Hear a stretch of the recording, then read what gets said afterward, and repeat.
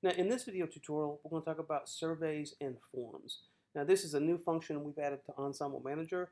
It's a really great addition because let's say, for example, you're doing a concert and you need to take a survey of the orchestra as to who needs the vegetarian meal as opposed to the vegan meal, or who wants lasagna as opposed to spaghetti. So something like that would be very helpful. Easy to set up, simply hover over Members, go to the Surveys and Forms tab, and we're going to set up a basic survey. So I'm just going to call it Test Survey here, and click Save. And here's where you would set this up at. If you need to go back to the list, simply go View List. If you need to change the name of the survey, simply hover over the blue text. We'll toggle into this, and we would change the name, click Save, and that would be done. It'll show you how many people have replied back here if we had some replies back. We're going to set up a really simple survey here. So first of all, I'm just going to create a text field where this would be a description, say, if you wanted it, description of the survey or the form, whichever is possible. Add my text. Okay, and this does it in components, so you can have separate components here. So now I'm going to create a question, and I'm going to say meal choice. And let's say you have these choices. You can do a short answer, which would be like a text box, a paragraph, which would be a text field, a drop-down menu, checkbox, or a radio button, or just respond back via an email. So I'm going to make this a required field. They have to fill this out. And then the text prompt is, you've seen these before where they have a text box and it's kind of, the text is grayed out inside the box. So I'm going to toggle that on. And I'm going to create my question. Oh, I got to create a type. Let's say I'm going to give them choices. So I'm going to do a drop-down menu. And let's say we have sandwich. Next would be lasagna. Next would be salad. Now let's say I want to have another question where I would ask them vegetarian.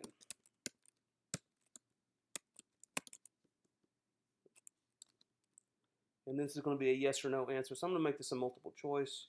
It's going to be yes, no. And let's say this is not going to be required. You can see I have my radio buttons. Oh, I need to ask their name.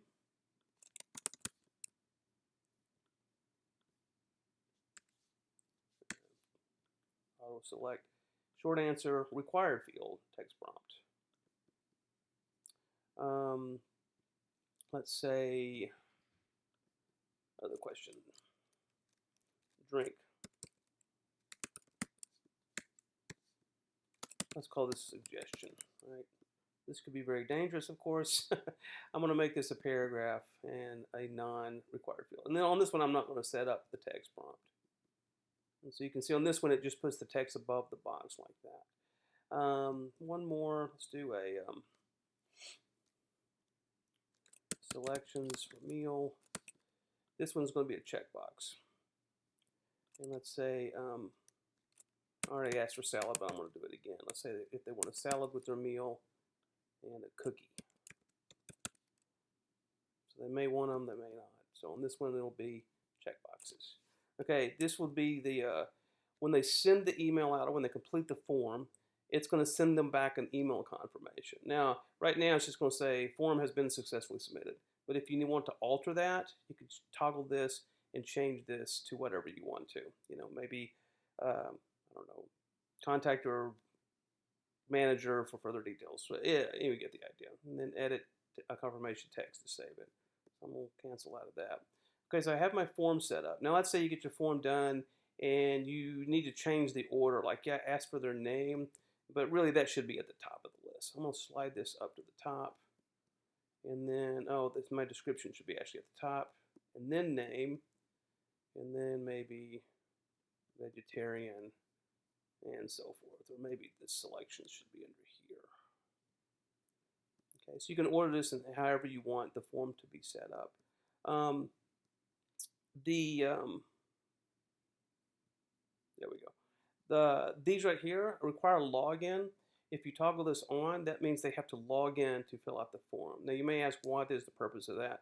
When someone fills this out, if you toggle this receive email confirmation, that means as soon as they fill it out, the admins of the site will get a confirmation that this has been filled out by somebody. And that way, you can actually track who fills out the form. And also, if someone doesn't fill out their name, you can go through your list of emails and figure out, who it was. All right, so that would require them to log in for that. Published, I wouldn't worry too much about that. Now it actually creates the form as a page on your site. Most of these you probably aren't going to want to do, but if you want to make it into a page, clicking this will turn that into a page. Require CAPTCHA. You've seen these in websites where they have at the bottom, they'll have like an image and you have to fill it out. And the reason for that is it prevents robots or little bots that circle through the internet from filling out the form. And that way it ensures that an actual person fills out the form. If I click this Get URL, this is the URL that the person has to go to fill out the form. So I can copy that, go to my roster over here and fill out and send it to my entire orchestra and just say, click on this link to fill out this survey. Okay, so it automatically saves as you create it, so there's no reason to click a save button. And if you need to delete it, just simply click the delete button. And that's how you set up your form. And the next one will show you what it looks like from the user side and also the report section.